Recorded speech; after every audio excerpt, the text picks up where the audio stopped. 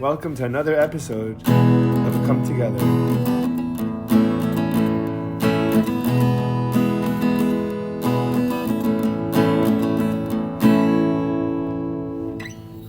All right, we are live. It is 12:37 in the morning on Saturday night, June 14th. I took a 3-hour nap today. I am ready to roll.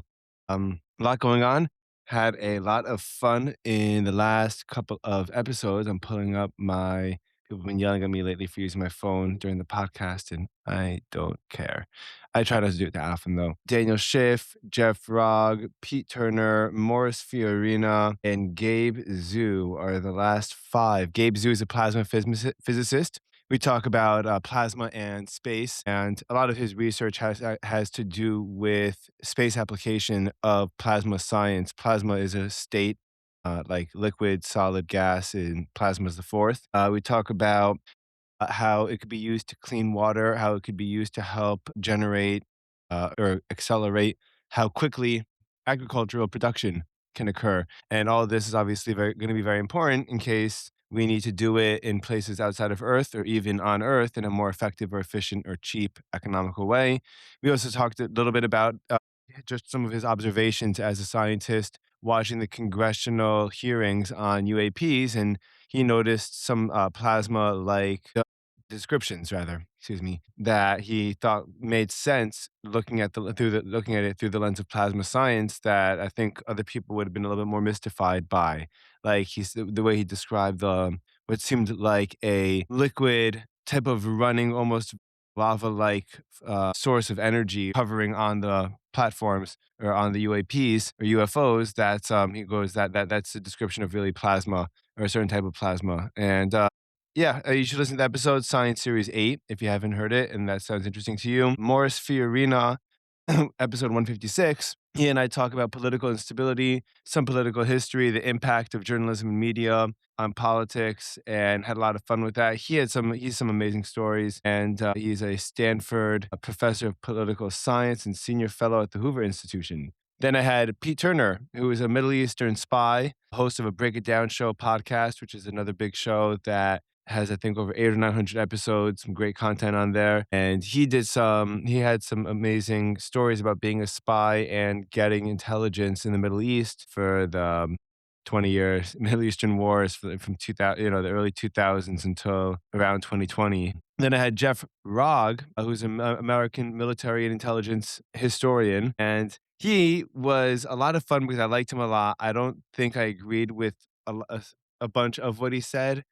I think it's totally fine because where we agreed and disagreed just really came down to a matter of understanding people and the world. And I just think we look at things a little differently. But he was really, really wonderful. And we did a great episode, History Series number 5. We talk about the Cold War and China a bunch and the difference between competition and enemies. And, it was really, really educational, really interesting. And it was a lot of fun. And then Daniel Schiff, episode 158, is an AI. He's an assistant professor of technology policy at Purdue University. And he and I were talking about AI governance and AI implementation into society. We're actually going to touch back a little bit on what he and I talked about a little bit later into the episode. So that's just a brief summary of the last 5 episodes that were out. I should have another pretty quick 5 more coming out in the next week and a half.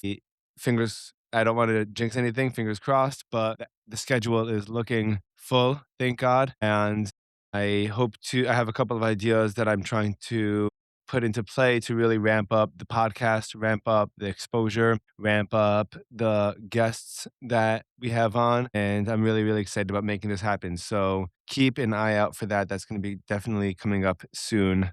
Disclosure Day. The new Steven Spielberg movie, oh man, is getting a lot of mixed reviews on the internet. I saw it opening night. I was so excited for it. John Williams did the score. John Williams, if you don't know who John Williams is, I'm sorry. He's the best. He did the score for Hook, for Indiana Jones, for Star Wars, for, I believe, Harry Potter. His library is just incredible. And he's worked with Spielberg a bunch. Yeah, Harry Potter, Jurassic Park, Star Wars, Jaws. Right. Anyway, some of the best movies out there and some of the most iconic scores John Williams has done. his Spotify's way too packed to really look at on the go. Yeah. So anyway, tracking for this movie was at about, I think, 30, 35, $37 million, as in if it did lower than that, it would be considered a disappointment. If it did better than $37 million, that would be a very good thing. It would show that it's doing very well, doing much better than expected. And it looks like it is going to break the $40 million mark. Certainly, that's almost certainly domestically, worldwide 100%. And yeah, that's fun. This movie, I don't want to I have a lot of thoughts on it. I think that John Williams being involved in this movie was really, really one of the best things that Spielberg could have done for the film, because I think that where the film lacks, I'm not gonna do any spoilers. I'm not gonna say anything, but where the film lacks in perhaps content or context, if it doesn't explain a plot hole or a narrative is opened up a little bit and it hasn't been fully worked out yet, the music creates a much more forgiving tone. I think the music has an impact. I think the music sets the tone, and I think that the music helps the movie along, and it's more of an adventure story than it is a thriller or a horror or anything too crazy. I think that John Williams can use or does use and Spielberg use together. There's the conscious part of storytelling, and then there's the unconscious part of storytelling. And then there's the actual narrative and the breaking of the fourth wall, and there's the what's on screen. And then there's the stuff that's literally just implied and the untold story. And music plays a big role in that. The directing and the shots play a big role in that. Actor and actresses' body languages play a big role in that. There's a lot. This movie was very ambitious. It was 2.5 hours, and it really tried to put an enormous amount of material in it, which actually is very similar to 1977 Close Encounters of a Third Kind, which I just saw for the first time a couple weeks ago. I showed it to my high school students since then. And that movie was also packed. That movie was almost 3 hours. And that one movie was, again, not only just packed, it wasn't just about, UFOs or aliens. It was about people's reactions, the different types of ways that it affected society, it affected technology, it affected people, the different means of scientifically engaging with UFOs. So you have the common folk who just see them floating around in particular areas and start to get themselves set up and watch them and see what's going on. Then you have the science community that's seeing weird things are getting transported to the middle of other weird places. And then you have tech and radio and cars all acting all weird around them, and then communicating vis-a-vis music and vis-a-vis sounds and math, essentially. The movie was about a lot more than just an Avengers type, "Here's a threat." There's a lot more context. That was Close Encounters of the Third Kind.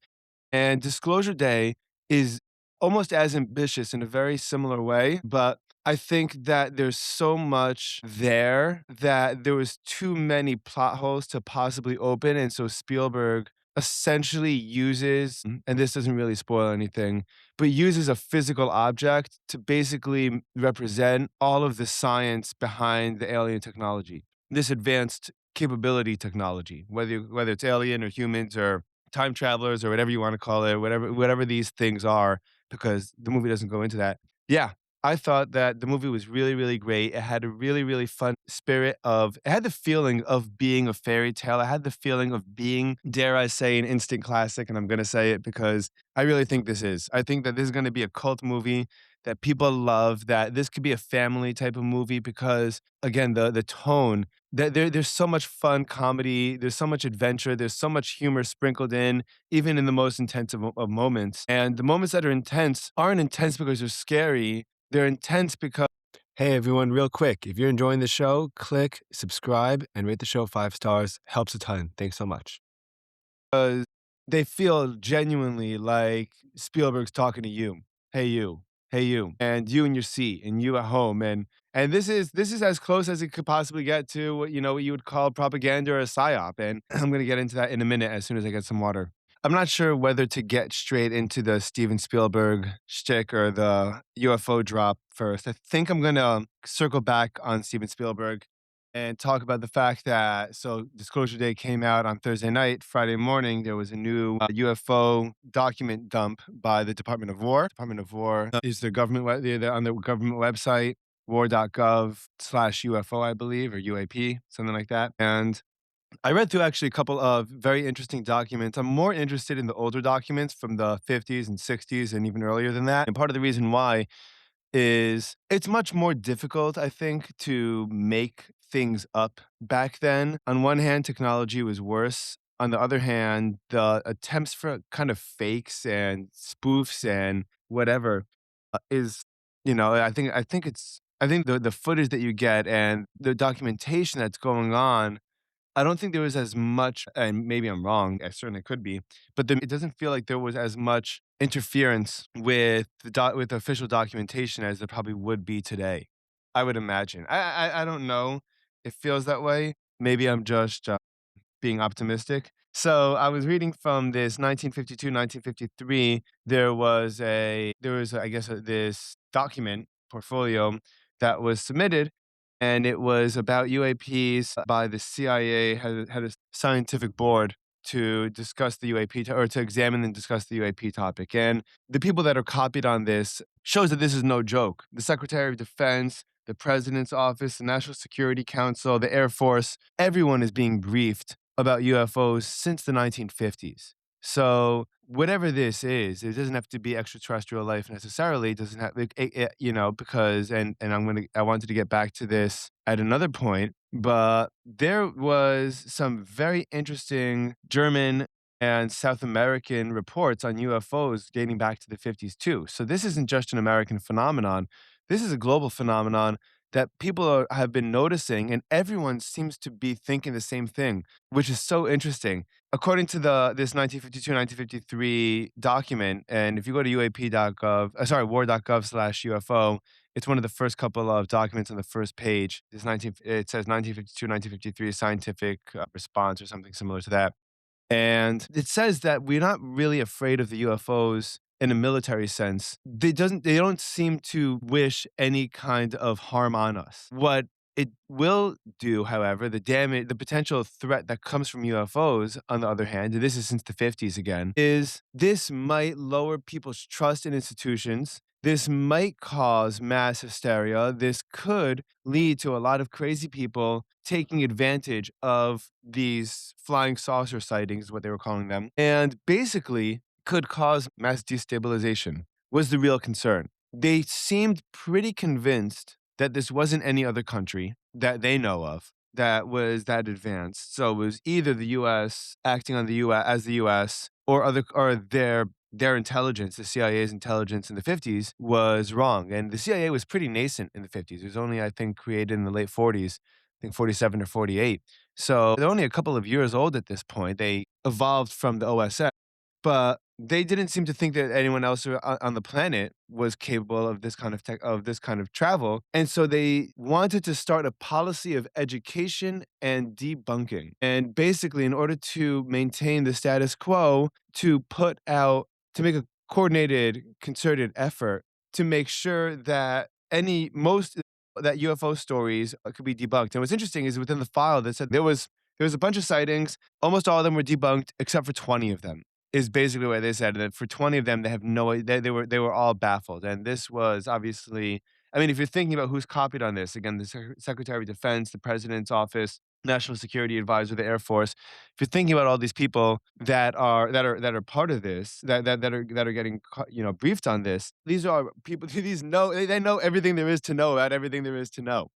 So unless someone's playing dumb, it doesn't make sense that they wouldn't that they wouldn't think that it was someone else. And so what they said was, we're going to want to start this system of basically causing mass cultural stigma, debunk all UFO stories, use film, use media, use psychologists to help create propaganda to get people to not believe any of this stuff. And that's it. I mean, that was pretty much, I mean, this was a 40-page document. That was pretty much it. But that does explain it doesn't explain what these things are. It doesn't explain if there's a there there. It doesn't explain really anything except for the fact that we didn't know that this has been going on for much longer than anyone thinks. I really than most people think that UFOs have been discussed in South America, in Russia, in Germany, in America since the 40s, maybe even earlier. And as of the 50s, it became official US policy to just debunk UFOs. That's not, I mean, that's not science, and I'm not going to be one of those people that goes, oh, it's not science, not science. But it's not. I mean, this is policy. Policy is we can't have this in the zeitgeist. Policy is this is really, really bad for people to believe. This could be really threatening to our power. I read there was a line somewhere in there about nothing brings us together than knowing that we're not than either a common threat or knowing that we're not the most advanced species, which I think is true. Which I think is crazy, but I think it's true. So it's not even crazy. I take it back. And the more I've talked about it, the more I've thought about it. It's not crazy. It's so silly. It's so silly to think that we're the only things out there. I'm an animal on the planet Earth that could talk, and I'm sitting in my backyard on a Saturday night, and I'm talking to a microphone, to a podcast that's questionable that anyone will listen to, and the universe is so enormous, and the universe is so tiny at the same time as we're learning with quantum physics and everything like that. That what we're the most intelligent life form that there is. I don't think we're all that there is to offer, quite frankly. Probably not even on Earth. So yeah, for sure not. So I thought that was really fun. I thought that was really interesting. I'm going to take a look at some more of those documents. The other thing is that, and that's the thing with this movie, and that's the thing with these documents, and that's the thing with these documents coming out the day after the movie, is that there's something about this that feels BS. There's something about this that doesn't feel natural. There's something about this that feels coerced. And just like in the Spielberg movie, where you're gonna have an idea that's starting to be introduced, and you have a lot of open plot holes, and by the time the audience gets around to being like, "Wait, what happened to that plot hole?" You'd be like, "No, no, no, it's just this shiny thing over here. Literally, it's just this shiny thing over here." I think that's what's been going on for a very long time, and what's continuing to go on, and so I think that in order to really figure out what's going on, it's going to be something that's going to be uncomfortable. It's going to be something that's really unpleasant. It's going to be something that people have been trying to hold back for a very long time. I'm sure that a lot of the themes in Spielberg's movie are true, for sure, just like they were in 1977. And Spielberg has a very long and successful and fruitful, sometimes tense history with working with the government. They loved him for Saving Private Ryan, of course. But I know that based on Tom Secker, my buddy, the journalist's website, and he pulls up the documentation for it, that the DOD had a real problem with Close Encounters of the Third Time. And I believe it was the Air Force too. And again, remember, this is 1977. So he's probably coming up with this movie in 75, 76 before it gets released. And he's trying to get approval and he's doing his research. It might even be earlier than the 75, right? So it might be the early 70s. Spielberg gets this idea for this movie. He's doing his homework. He's trying to get the military to cooperate with him. And they said no, because they don't want to give the impression that UFOs are real, that the government acknowledges them, or that we can't really figure out a workaround and we can control or manipulate them. And Spielberg's like, this is a fictional movie, dude. What are you talking about? This is a fictional movie. What do you care? And they seem to really be pissed off about it. So they really they gave him a hard time. They gave him a lot of pushback. I don't think that he got a lot of pushback. I'm sure he actually got a lot of help along with Disclosure Day, and I think that he is absolutely. I mean, there's no doubt that he's got to be a government liaison or Hollywood liaison to the government, and listen, it's everyone recognizes the value of social media. Everyone recognizes the value of movies to be able to make something culturally, socially acceptable or not, or what people's perception control the zeitgeist for sure. There's no question about it. It has a massive impact. And you want directors and you want actors and you want Ben Affleck's and Tom Hanks's and you want Steven Spielberg's to be working with you, because you want and you want Walt Disney's, right? Because Walt Disney's name was brought up as a potential person to use to as part of this education and debunking program, from this document actually. And because they said that his cartoons were very successful in the World War II propaganda, which they were. So you have a lot of cool things going on at one time when it comes to this. And what's interesting is that the more that I've gone into this world a little bit, the more I can see why the government has been kind of desperately releasing documentation and trying to get quote unquote ahead of it, or at least close behind it from a government pace. It's kind of getting like ahead of it because they move so slowly. But there's some incredible documentaries and there's some very, very reliable testimonies and there's some very, very credible witnesses. And there are some really, really incredible stories that awesome documentarians have been making phenomenal films for a long time, and a lot of the footage that they've been releasing is actually being confirmed by a lot of the UFO docs that have been coming out. So I think a lot of this, I think the government realized that a lot of this is happening one way or the other. I think Eric Weinstein, who's the big physicist and podcast, I guess, educator or propagandist or anything you want to call him, I call him an educator. I think he's generally a force for good, and he's going around and he's saying, well, if the government really wants to work on UFOs, you got to be talking to physicists because physics is the basis of how we understand a relationship to time and space. The fact that these things can move the way they do means that they seem to be defying what we know about it. And you have all these people that you say are working on it in the government, but you don't have any physicists on here. It doesn't make any sense. There's not enough. So Eric Weinstein's walking around causing a ruckus. The Joe Rogans of the world are blowing up these podcasts, these documentarians and these journalists. And it's really, really getting out there. So I think that the narrative was kind of being forced. And so so I think the government had to work with Spielberg and say, we need to start getting this to be socially acceptable.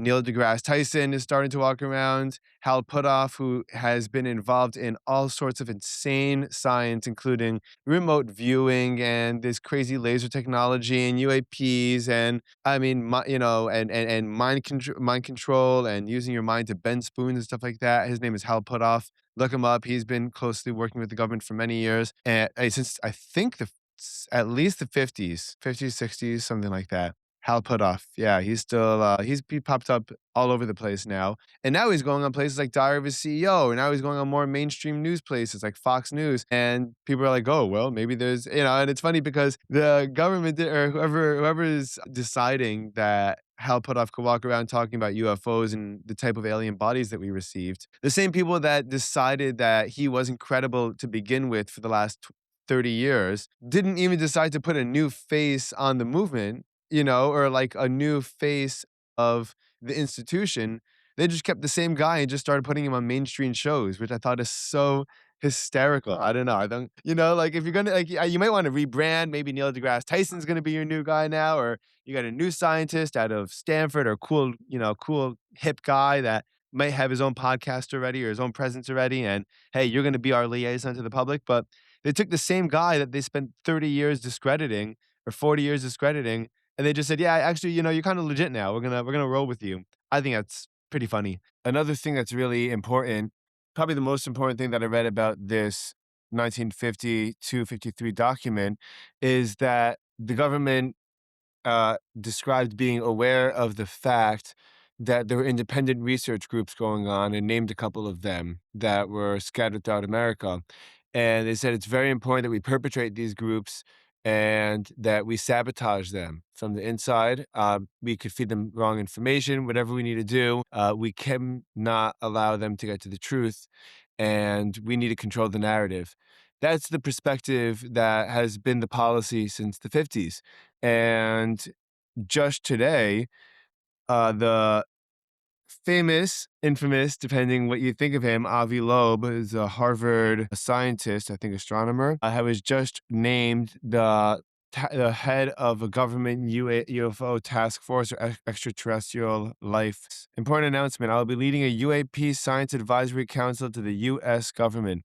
Avi Loeb was convinced that Atlas I-3 is an alien spaceship.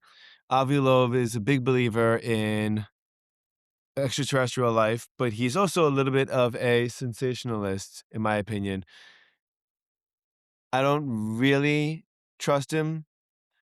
I'm not thrilled that he's the face of the scientific exploration of extraterrestrial life, but I guess that the fact that the conversation's happening and being recognized and funds are going to it and public money is being spent on it, and this this is interesting.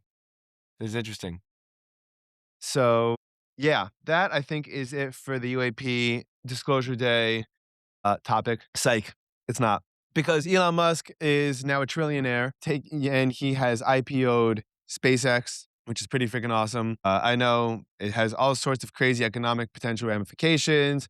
This might further emphasize the bubble that we're in, and all these companies that are going public this year for $1 trillion, and OpenAI and Anthropic and SpaceX and I mean, well, first of all, crazy. I think I read that Elon Musk made 400 plus millionaires with this IPO, and then 4,400 people became millionaires since I guess on Friday when the on June 12th when they IPO'd. Absolutely crazy. What I think, I don't think it's a coincidence that space travel and rocket development and SpaceX in general, which is kind of AI, and Elon wants to kind of merge it with Tesla and turn it into this whole big super tech future company. If they are going to turn space travel commercial, we are going to have to get on terms of the fact that I'm sure space is weirder than we think. And I think this also goes back to the UFO files and goes back to Disclosure Day.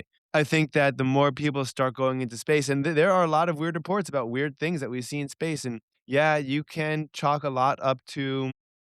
big chunk of them up to natural phenomenon. You could also say natural phenomenon is other life, and like just the same way we're natural phenomenon, that's natural phenomenon. So there's all sorts of weird accounts of weird things right outside the planet when you get into space. I don't even know. I don't even want to. I didn't want to start talking about it because I'm going to sound like a lunatic. But just the fact that life exists out there, and I think that Blue Origin is commercial, is doing its own development. SpaceX was private, is now a corporation but public. The government has already decided that we're going to build a base on the moon. I think in the next, I don't know, 5-10 years or something crazy like that. So we're moving along with humanity and as we're developing. Humanity is going to be interstellar soon. It's really really cool. And a lot of sci-fi is going to turn out to be is going to turn into a lot of science, and it's going to be so much fun. But I think that another big part of the fact that people are rushing to get UFO disclosure out and to try and normalize it as quickly as possible is because there's probably just so much data. There's so much data that's being held down and for so many years, and it's just coming to a point where you just can't keep it in anymore. And so, in a desperate rush to try to control the narrative, you're doing it, and it feels like they're doing it sloppy. Granted, it's the government; they do everything sloppy. That's their mo. It's their job. But it takes me a little bit into what I think is going to be a little funky and fascinating future world. So I mentioned earlier that I did a podcast episode with Daniel Schiff, and Daniel's a really, really great guy, really, really wonderful. I love talking to him, and I liked having him on, and I hope to have him on again. And one thing that we were talking about was the fact that AI I think, lead to a split in humanity. And I don't mean a 50-50 split. I think there's going to be different trajectories that people can take, that people will be able to take, that will allow us to all evolve in different ways than we are at the moment. There was a great AI documentary on Peacock called AI Apocalyptimist. It's Apocalypse Optimist. And the guy kind of is a little bit of both. And he makes this amazing documentary. I highly recommend that you go see it. And he gets some of the real top scientists in history of AI. And these people are going to go down as the godparents of AI. These individuals that he interviews. And they're both like, doomers is one of the terms, and they're AI optimists, and it's kind of a combination of the two. But one point that someone makes is that until now, different industries have been able to evolve or develop at different points. So, for example, if biotech is doing really well, it doesn't necessarily mean that rocket science is going to develop very well. It's going to develop at a similar pace. What AI is going to allow to happen to humanity is that all our disciplines, all our understanding of all disciplines universally at one time is going to explode. We're going to have a net explosion in education pretty much across all industries, which sounds awesome. It's going to require an enormous amount of getting used to and probably a very painful transitional period. But I think that and this is where we're getting a little observational and this is why it's 1:15 in the morning on Saturday morning, and I'm still going, is because a big chunk of humanity is going to get stuck in the VR world. It's gonna get stuck in the metaverse, it's gonna get stuck with glued to social media screens, the world of TikTok, social media, and then it's gonna turn into something more. It's gonna be an all-encompassing universe that you can just kind of live in. Our human bodies will atrophy. We won't really care. Most of our conscious experience is gonna be something that's gonna be quote unquote magical or VR or something like that. Kind of like if you read the Pendragon books when you were younger, there's a book about how Earth gets destroyed because there's a VR world and people just want to live in a perfect VR reality rather than the real world. And that's going to be a big chunk of us for sure. And then I think there's going to be a chunk of us that are going to be explorers that are going to that are going to go to space and they're going to travel the galaxy and they're going to travel the universe and they're going to work together with physicists, theoretical physicists, quantum scientists, stuff like that, to be able to understand and develop a new level, a new understanding of physics, understanding to reality and life as it is. And I think that a lot of people would take advantage of that, and it'll allow human life to flourish throughout the galaxy. For us to be able to travel to different places, for us to be able to go and develop and find. I mean, the possibilities are really really endless as far as what we could adventure coming up. We just have to be willing to get there. And I think just like there's quote unquote whole economies that or whole little worlds that revolve around different industries. I think the industry of travel, the industry of life, the industry of helping create more life and experience the boundaries of the universe. It's crazy to say. It's so cool. I think it's all totally that's going to be a real possibility for a lot of people. And I think that consciousness. I think that our understanding of consciousness, and I've talked about this a couple of times in the podcast, I think, but our understanding of consciousness is going to change dramatically as you understand physics. Our understanding of consciousness is going to change with it. I've been reading and learning a little bit about this recently. I hope I have a schedule podcast with MIT physicist and historian and philosopher about this topic. So I hope to get more into the weeds with that soon.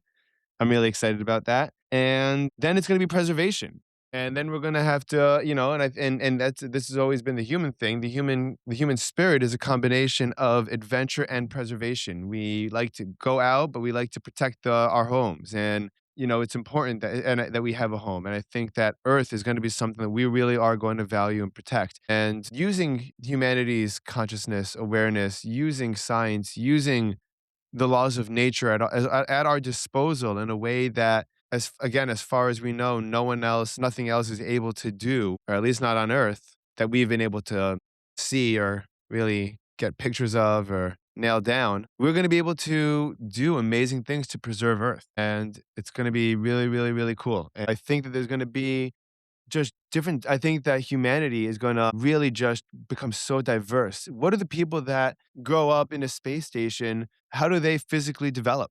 How does their bone density change?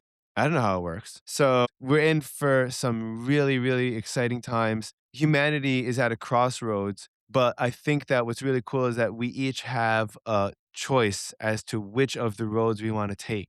And I think that conversations about things like money and capitalism and politics and left and right is not that's going to go away in a really really big way, and I'm really really excited about it. Last bit, my calls in for UFC 250, which is coming up tomorrow at the White House. I'm so hyped for this. So apparently Sugar Sean O'Malley's been training on wet mats because he's expecting rain or sweat or humidity. And so he's been training in the sprinklers and when his mats are wet. Sugar Sean is a former champ. I think he got the title by beating a guy, Aljamain Sterling, who from Long Island, trains with Merab. Lost twice to Merab. I think won once. Is kind of like an American icon. One of the main personalities of the UFC, one of the bigger personalities. A lot of fun, really interesting dude. Justin Gaethje apparently has been hopping into the sauna for half an hour in between rounds to get himself used to the dehydration, which is a pretty wild way to train, in my opinion. But he's fighting Topuria to headline. He has the interim lightweight belt. Topuria, he gave up the belt because he didn't know how long he wouldn't be able to fight for. because he got caught up in legal stuff. And he gave up the belt because he didn't want to hold up the whole division. It was too stacked. People are aging. Charles Oliveira is getting older. Max Holloway is getting older. Justin Gaethje is getting older. So a lot of the big names that everyone has been familiar with for a long time in the lightweight division, they're kind of getting older. Even Islam Makhachev is probably doesn't have too many fights left, and he's going to get. So he's fighting Gaethje for the belt back. The only way in a million years that Justin Gaethje is going to win this fight is one of two ways: if a bug or something flies into Taporia's eye or mouth, and then just causes that split second delay. Definitely could happen. He could lose his footing and slip. That could absolutely happen, and because the conditions are so questionable, you never know, and all you really need with this sport is just hit the right spot one time, and that's it. It doesn't make a difference how much better or worse you are. Just hit that one right spot. That's it. It happened to Yuri this last time that he was fighting. It's so sad. So terrible to see. Just hit the right spot. I'm rooting for Gaethje. I don't think there's any way in the world that he's going to win. Alex Pereira, who everyone knows about, has been like the savior of the UFC for the last bunch of years. He started fighting, there's a fun fact, at middleweight at 180 pounds. 185 pounds, and he just weighed in. We won the middleweight belt. He moved up to light heavyweight, which is 205. He won that belt, defended a bunch of times, lost it briefly because apparently he was sick and broke his hand, then won it right back in the first round of the next fight. And now he's moving on to heavyweight, and he just weighed in at 253, I think. So Alex Pereira has been he's 6'4", I think, has been fighting at 185 pounds. Think about how much weight he had to lose. If he's I mean, 185 pounds, 180 pounds, 185 pounds to 205, and then gained another 30 pounds, he's gonna be huge. Yeah, I don't think any Americans are gonna win in this unless some divine interference through the acts of nature. That should be it for this solo episode. This was a lot of fun. I had a good time with this. It is 1:23. I will be signing off, and keep an eye out. Probably 2 more episodes other than this one coming out this week, and I'm really excited for all the good things coming up. Peace out, everyone.